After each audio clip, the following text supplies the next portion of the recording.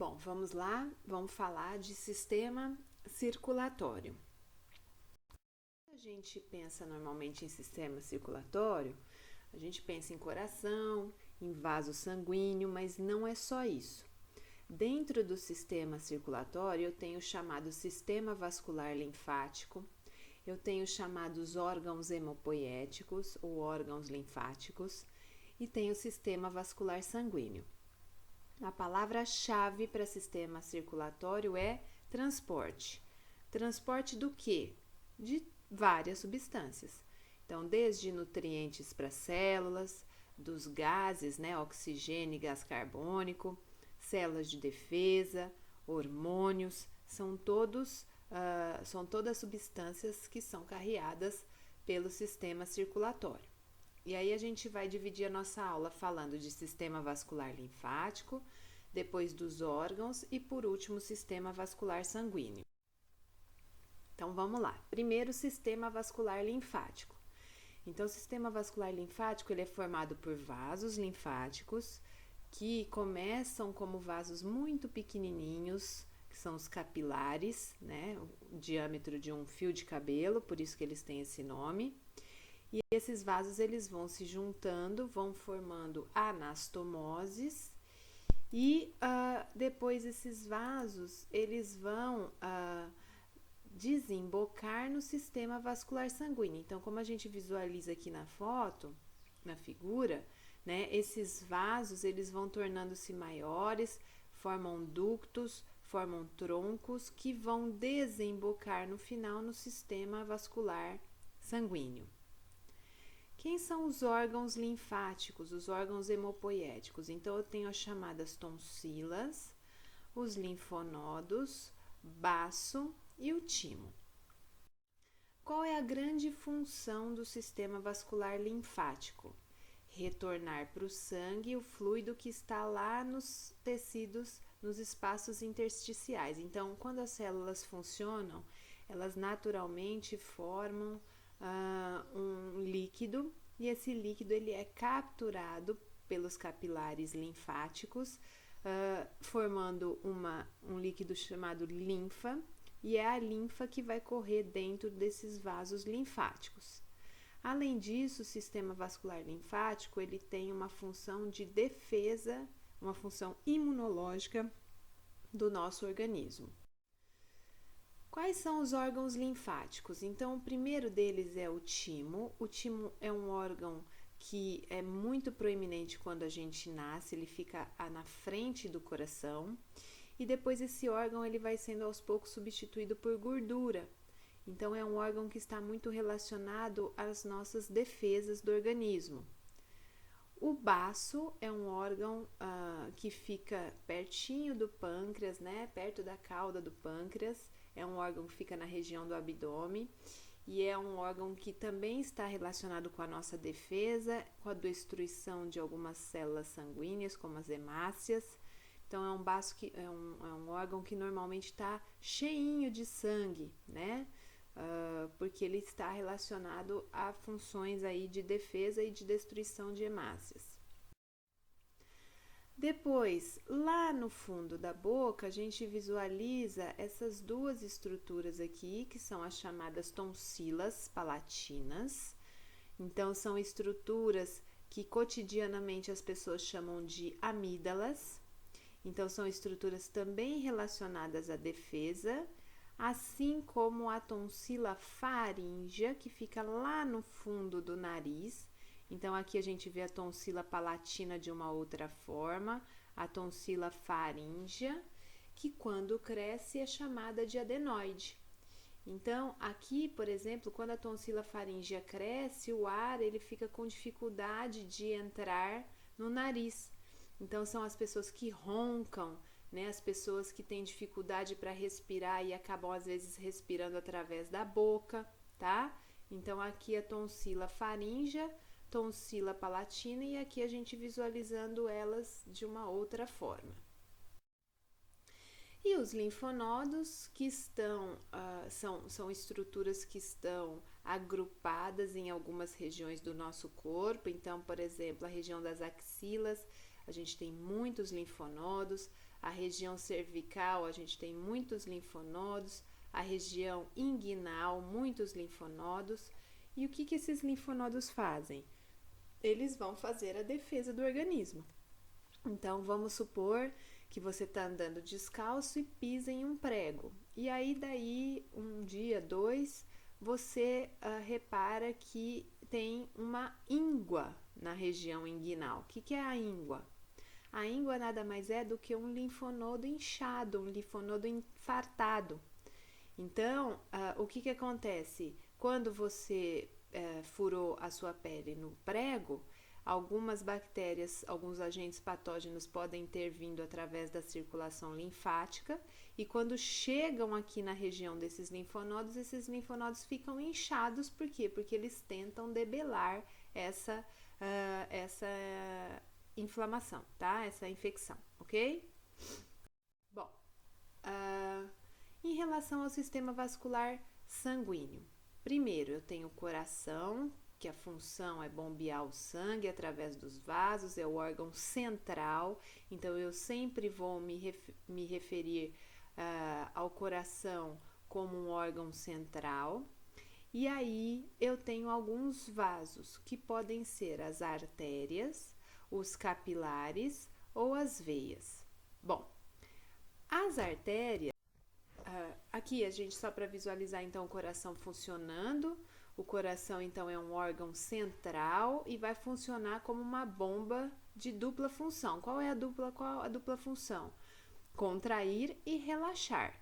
Então, a contração do coração é o que a gente chama de sístole e o relaxamento do coração é o que a gente chama de diástole. Então, sístole e diástole. E aí, o que ele faz? Ou ele vai receber o sangue ou ele vai impulsionar o sangue. Bom, então o que ele faz? Os vasos que saem do coração com o sangue são as chamadas artérias. As artérias, elas são vasos eferentes, então eferentes quer dizer que saem do coração, que é o nosso ponto de referência, e elas vão se dividindo, vão ficando cada vez menores à medida que elas caminham. As artérias, elas vão fazer o que? Elas vão levar nutrientes e vão levar oxigênio para os tecidos. Então, são vasos que vão se dividindo, vão se ramificando e ficando cada vez menores, até que formam os capilares. Então, elas vão formar primeiramente vasos de transição, que são arteríolas, e essas arteríolas dividem até formar capilares, que são os vasos muito fininhos. Como eles são muito fininhos, eles só têm uma camada chamada de endotélio, e isso possibilita a passagem das estruturas, então dos nutrientes, dos catabólitos, dos gases, né, através da parede desses vasos.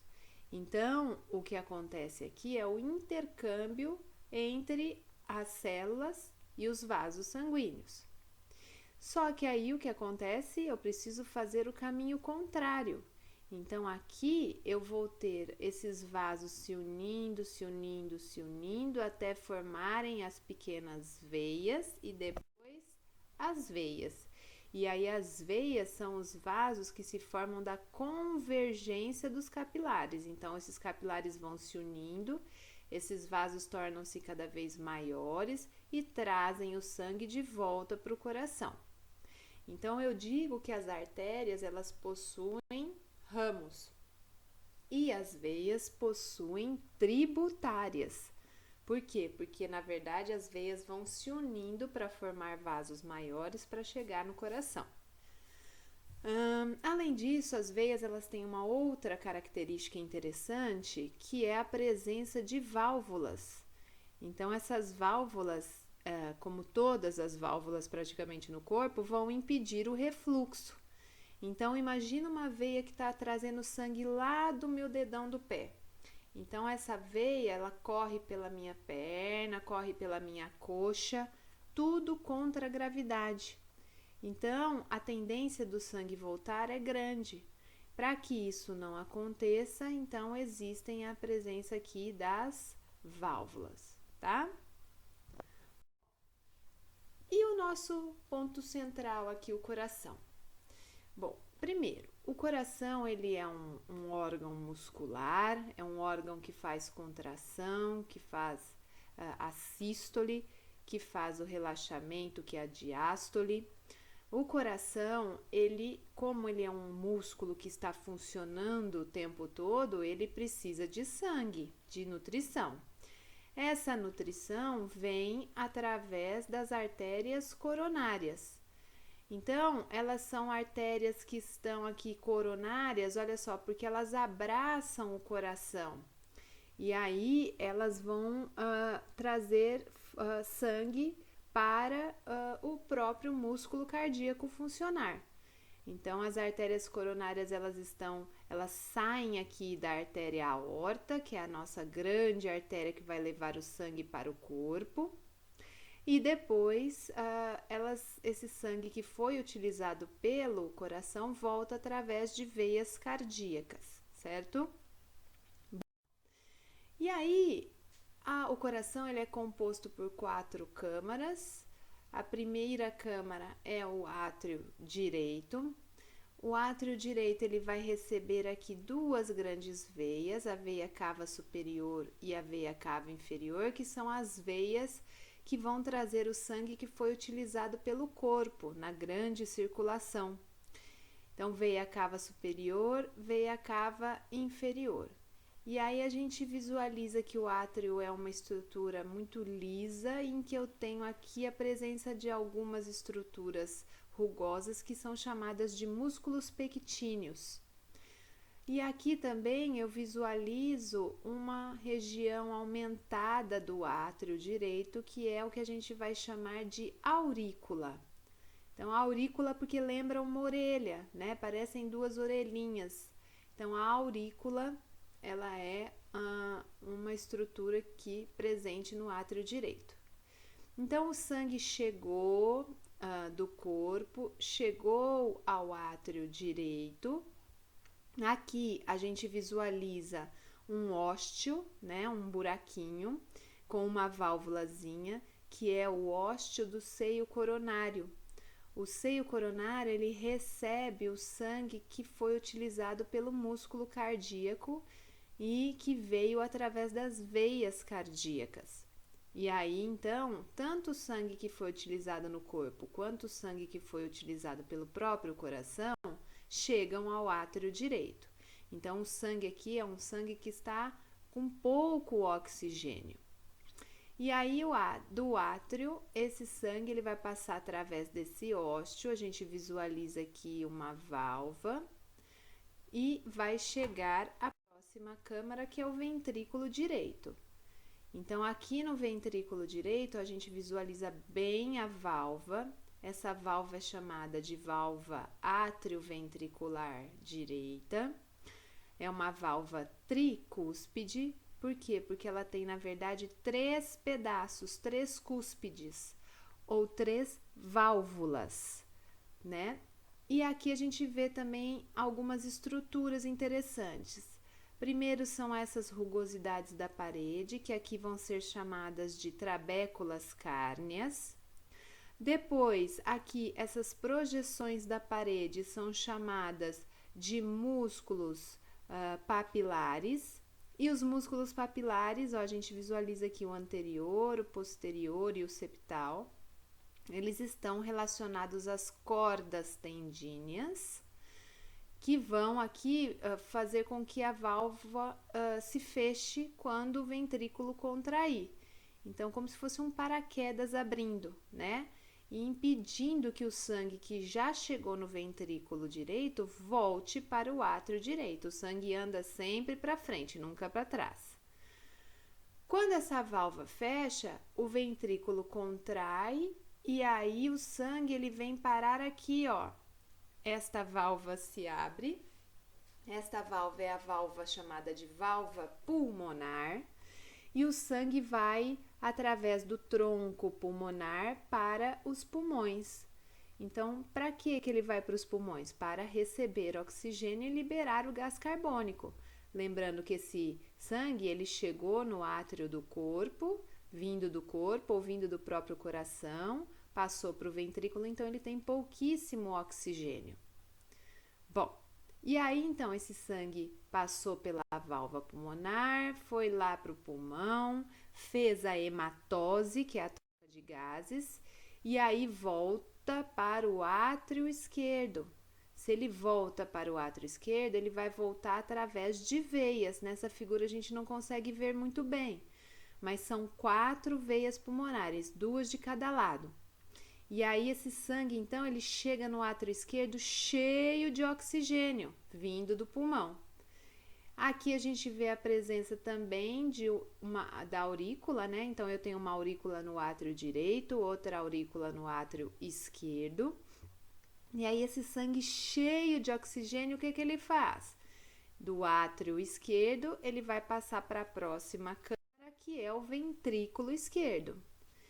E aqui no ventrículo esquerdo, então, a gente visualiza de novo as mesmas estruturas lá do ventrículo direito. Olha só, primeiro a válvula, só que esta válvula, ela é uma válvula chamada de átrio ventricular esquerda, mas aqui ela só tem 2 partes, 2 cúspides ou válvulas.